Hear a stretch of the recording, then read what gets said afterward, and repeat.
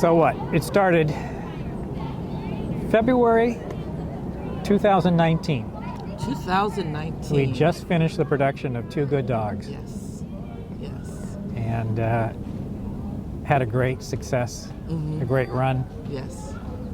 It was wonderful seeing it in Symphony Space. Yes, and it was nice to be on Broadway. Yeah. How did it We were feel? on How did that Broadway. feel when that was? It was very, very good, and I felt very privileged to be in this play because the way you write is relatable for me. And to be able to speak those words and breathe life into the old woman, it carried over into my own personal life. Yeah. I'm a dog owner from my family. We've always had pets, and it was just so appropriate that it was two good dogs. Yeah. And a Cocker Spaniel, which is the family dog usually.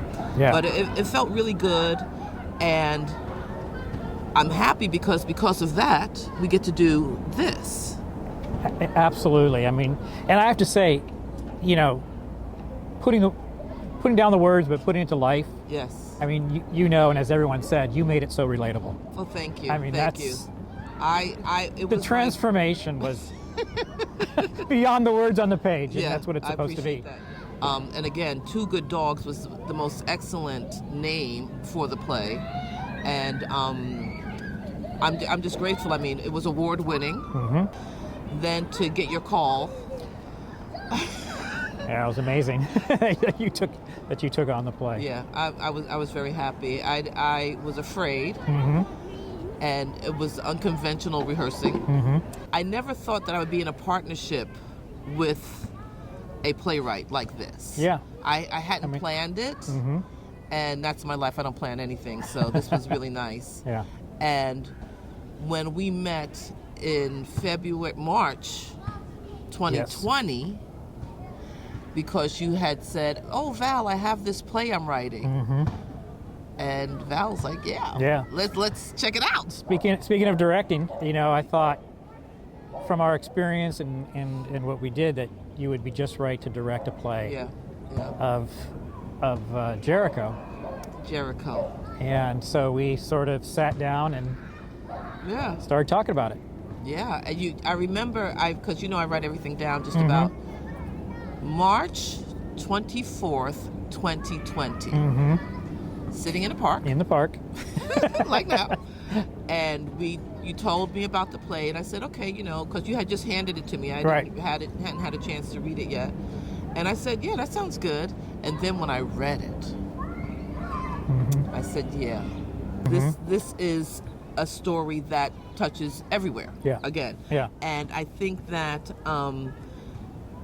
people look at us and say they might be kind of an odd couple, this white man writing black stories and this black woman, being able to really relate, Mm-hmm. because it is a black story, and being able over this time for us to become friends and Mm-hmm. be able to talk and discern Mm-hmm. certain Mm-hmm. things, right? Which leads us to, while we were doing this, the George Floyd situation. Yeah. Right? So, racial, it's clear. You're white, I'm black. Mm-hmm. You're male, I'm female. Yin and yang, Mm-hmm. like Mm-hmm. I say. But we were able to have an intelligent conversation. You said that, George Floyd was, what did you say? You said it was eye-opening, or it was such a heinous thing to see that you were like, whoa. Yeah. Oh, of course, taken aback as many were. And, Right. and I don't want to just kind of categorize how whites perceived Right. what happened, but I'm old enough to live through the Rodney King Right. event back in Los Angeles, Right. in the 90s, and then also experienced this event. I told you it was different. Yes. The reaction from myself or others was different. Right. And, I remember coming to you afterwards. I said I was going to come to console you. In some ways, I thought, oh my God, this is, something's happening, and it's just, and you just sort of, I don't want to say take it in stride, but you kind of showed me a way and a look of the situation that was different Yes. than I would have expected. It was horrible. Mm-hmm. And I think a lot of the times, as a black woman in America, an older black woman in America, a woman of a certain age, let's say that, Mm-hmm. in America, I can play any age. Mm-hmm. You know what I mean? But as an older mother, grandmother in America, what happened to George Floyd was horrifying because of the face of the cop with his knee on his neck. Mm-hmm. When you hear a man call out mama, Mm-hmm. he was calling me. Yeah. But because I have that specific gender, Mm-hmm. historical background to Mm-hmm. it, he was calling the world, and he didn't Mm-hmm. know it, but he was Yeah. calling the world. But I felt him calling me, and the world heard him. Mm-hmm. And because of that call, people were protesting worldwide protests Mm-hmm. Mm-hmm. that propelled the world into action Mm-hmm. to protest the fact that this is not right. Yeah. I mean, you know, and take it back to art and literature and the responsibility that we have Right.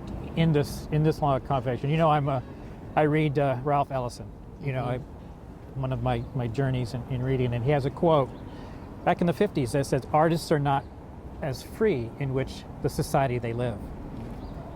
You know, and we all have that kind of responsibility to work together, to write together, to act together, to respond together in this area. And I think that's what kind of brought us together.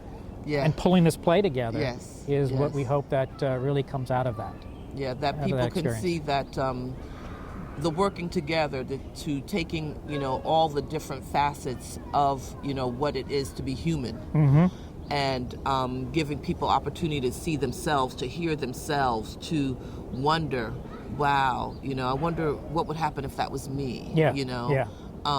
To have the choices to make about what's happening in your life, and then to be unable to make a choice. You can't choose if the building is coming down. Exactly. You have no control. To have that lack of control, and how you are able to, I don't want to say relinquish, but relegate the lack of control to a way that you can survive positively.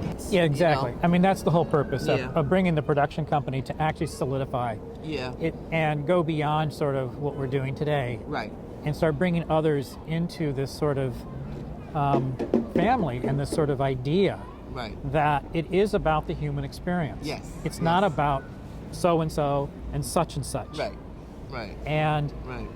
yes, we all live sort of in an environment that is difficult, as you said. Right. Right. And sometimes we want to express that environment in plays or literature, as opposed to expressing what happens to somebody Yeah. because of that environment, Yeah. but also because of their human nature. Right. Like you said, you can have love, you can lose love, you can have bad love too. There is And that's bad the love. human Yeah, experience. exactly. There is bad Yeah. love, you know. Yeah. And I think that, you know, what we're trying to do is, you know, not so much reinvent the wheel. No. You know, there's theater companies out here Oh, yeah. who are doing, we're all similar, very similar, you know, as we've spoken to many different people in the field. We want to make sure that, you know, we just want to be part of the conversation. Absolutely. We want people to be able to hear themselves. We want people to be able to see themselves. We want to let people have conversations about what they see and what they felt. When you go to the theater, you want to feel something. And through the iterations, I mean, we've had quite a few changes and edits to Jericho, which just got better and better as far as I'm concerned. And we were able to, we have a product that speaks to everyone. Yeah. I think if you're a human being, this is a story that you can relate to. And, you know, I'm hoping that it crosses state lines and gets into Chicago, you know, so our Chicago people can, you know, see that, you know, from your experience is Chicago, my experience is going to be Bronx and Yeah. Manhattan, you know Exactly. what I mean? For the things that I bring and how people speak. Jericho, the first main stage play, then festivals that we want to bring through that. We want to help nourish and grow other artists, Right. actors, directors, technical people, which is so necessary. Without tech, this does not exist. We could do it without tech, but will it have that final special touch that tech brings. Yeah, right. So you want to give respect to that as well. So when we're working with our company, we want to make sure, oh, so you want to go behind the scenes? Come on, let's get you somebody that can show you how to work a camera, or someone that can help you formulate a script, or someone that can show you what to do in a sound booth. Right. All necessary components, because we just see the finished product. You know, we don't get to see everything that goes into it. It's a process. It's a long process. It's a hard process. It's a lot of give and take, a lot of collaboration, and a lot of talking. Yep. I absolutely agree. You know, we're not here to reinvent. And we do want to be part of that dialogue, that conversation. We want to, you know, make that change. And I'm excited with a few others that we're working with to work with new voices, new writers, you know, and get that opportunity that it's not about just like sending your script off to some unknown, you know, entity and see if you might get a chance, get an opportunity, you know. So, you know, moving to New York for myself, it was wonderful just to, you know, to feel that it was open. You know, you can write something, you can act something, you can do something, and you can put it out there. And so we just want to harness that as we do our festival, as we do further productions, and bring those kinds of voices, those experiences. You know, we talk about you know, the sort of marginalized stories and communities and such, but really it's about everybody. And that's what we want to bring to fruition with our company. Two Good Dogs. Two Good, I love it, and it's such a lovely logo. Yeah. Two Good Dogs are beautiful. I love them. And I think that, us being able to say, hey, we want to tell stories. We want to give people opportunities. We want to focus on the fact that there's millions of stories out here, and we're just telling one of them. We just want to be part of the puzzle. Exactly. You know, we want to be engaged. We want to be somebody that when people say, when you hear Two Good Dogs, you're like, oh, yes. That's the company that did the play and the festival and started cultivating new writers and started, oh, I had my play done with Two Good Dogs, or I had my screenplay read by Two Good Dogs. Oh, Two Good Dogs taught me how to direct, or Two Good Dogs is where I learned how to, you know, do lighting. You know, we want to be able to grow that way. You know, and not just limit ourselves or, you know, put any limitations at all. So I'm glad that we're able to start here, because we're a baby.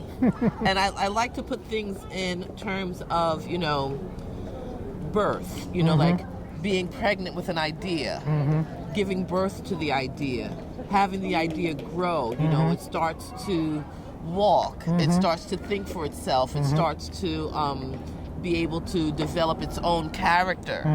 And then what happens from that? So that's what Two Good Dogs is doing. It's growing, it's developing its own character, and we're going to see where it takes us. So I'm in it for the long haul. As long as, you know, we're able, we'll be doing this. It's what we do. This is what we do. We do what we do. But it's been a wonderful journey, Anthony.